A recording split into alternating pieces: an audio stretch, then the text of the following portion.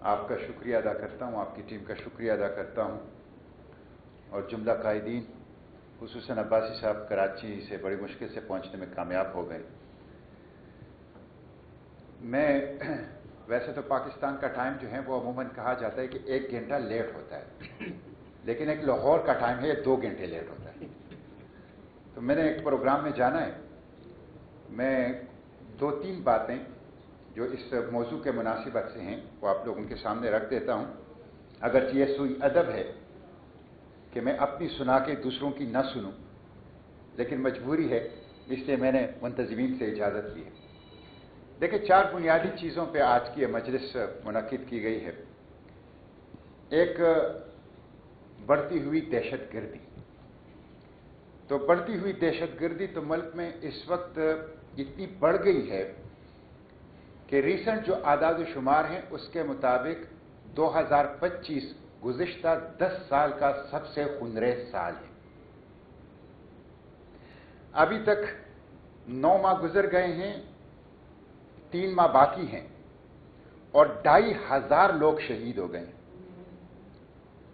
तो बढ़ती हुई दहशतगर्दी अब एक संगीन थ्रेट है पाकिस्तान के लिए और बिलखसूस खैबर पुख्तनख्वा और बलूचिस्तान इस दहशतगर्दी से बहुत मुतासिर है और रेट ऑफ द गवर्नमेंट वो हमें नजर नहीं आ रहा, नंबर 1। दूसरी चीज जो यहां पे इस मजलिस के लिए रखी गई है वो है कौमी सलामती को खतरा। वो खतरात भी हमारे सामने कि हम मशरिक व मगरिब से इस तरह के खतरात में कभी नहीं गिरे जो इस वक्त है। हम इस वक्त अमलन मशरिक की तरफ से भी हालत जंग में हैं और मगरिब की तरफ से भी हालत जंग में। तो कौमी सलामती के लिए खतरात वो बहुत बढ़कर हैं, वाज़ेह हैं और सब इसको महसूस कर रहे हैं। और तीसरी चीज जो इस मजलिस के मौजू है वह है सियासी अदम इस्तेहकाम।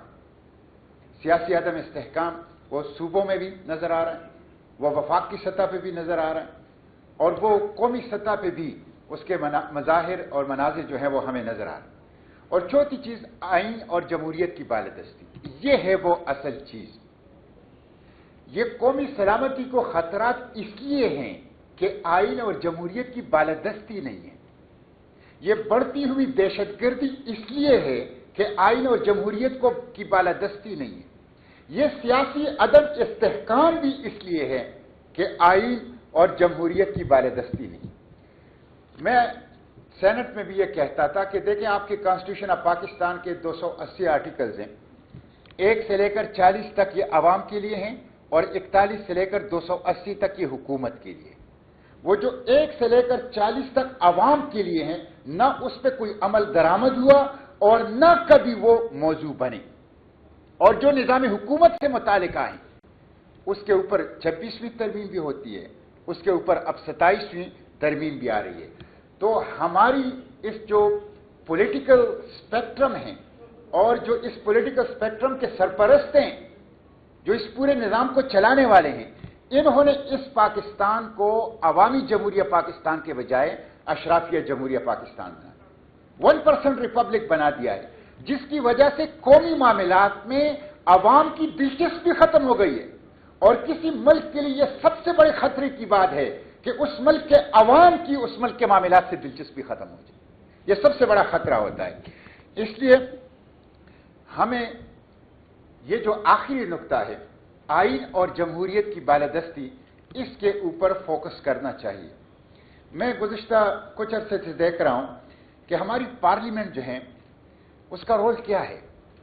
एक तो पार्लियामेंट आपने इलेक्शन चोरी कर दिया, फिर जो कसर रह गया था आपने मुतनाज़िया अदालती फैसलों के जरिए से उसको पूरा कर लिया, और फिर जब इन दोनों कामों के बाद अब जो कुछ तरामीम आप कर रहे हैं, तो ये वो तीसरा इकदाम है जिससे रही सही कसर भी वो पूरी होती जा रही है।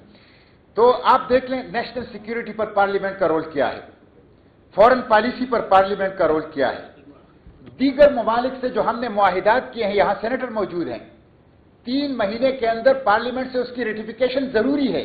कौन सा मुआहिदा पार्लियामेंट में पेश हुआ है? आप मिनरल का सौदा कर रहे हैं, कहां आपने पार्लियामेंट में इसको पेश किया है? آپ غزہ میں فوج بھیجنے کی بات کر رہے ہیں آپ کے وزراء، کہاں آپ نے پارلیمنٹ میں اس کے اوپر ڈسکشن کیا ہے؟ آپ نے افغانستان کے ساتھ جو صورتحال ہے کہاں پارلیمنٹ میں ڈسکشن ہوئی ہے؟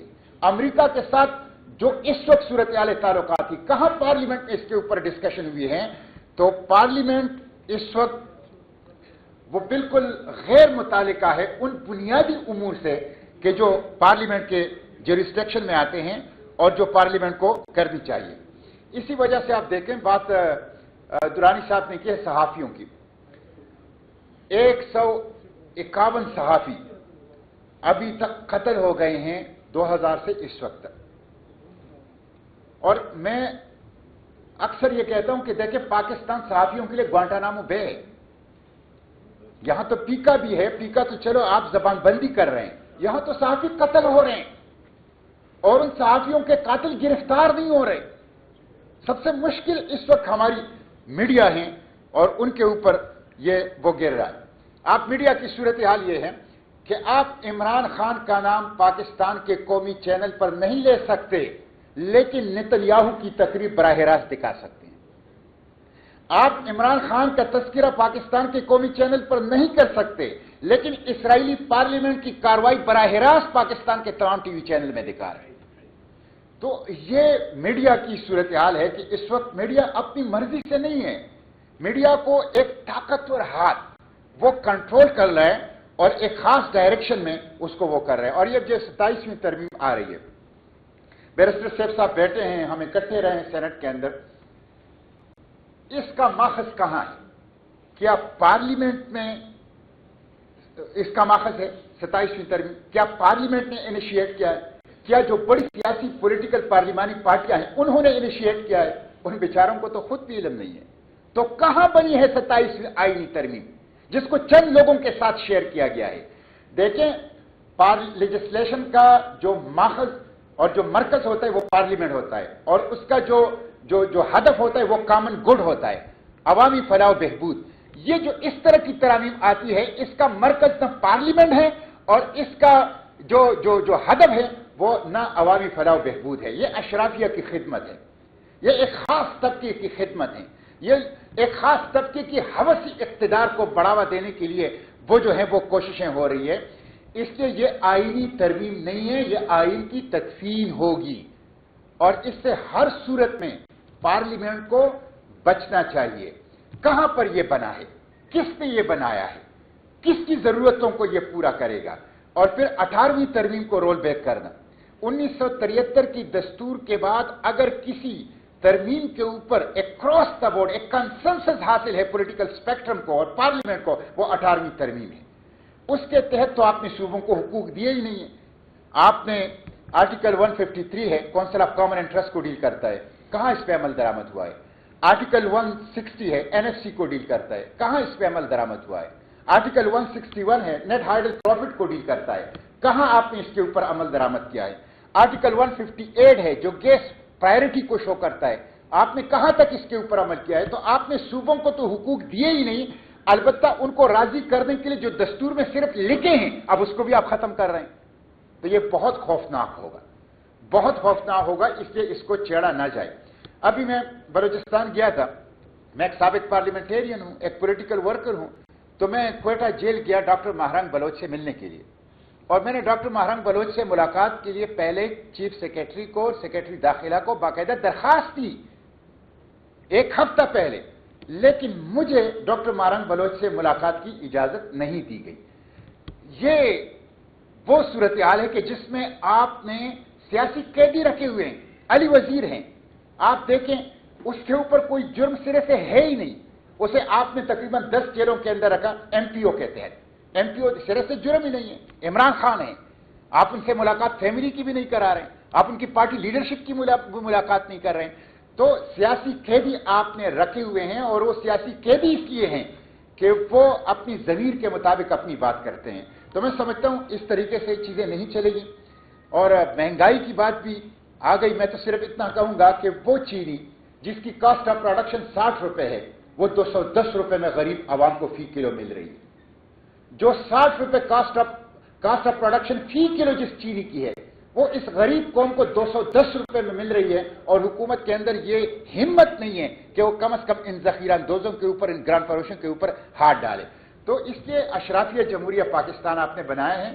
یہ بہت اچھی بات ہے کہ پولیٹیکل لیڈرشپ ملے، پولیٹیکل پارٹیز ملیں، اس صورتحال کو ڈسکس کریں اور اس میں وے آؤٹ نکالیں. وے آؤٹ جو ہے وہ ہے سبز کتاب کی حکمرانی، رول آف لا کی حکمرانی، true democracy, sovereign parliament, independent judiciary, free press اور فنڈامنٹل رائٹ کو ریسٹور کرنا. یہ ہے راستہ. اس کے علاوہ پاکستان کے استحکام کا اور کوئی راستہ نہیں ہے. بہت شکریہ. بڑی مہربانی آپ کی جناب، شکریہ.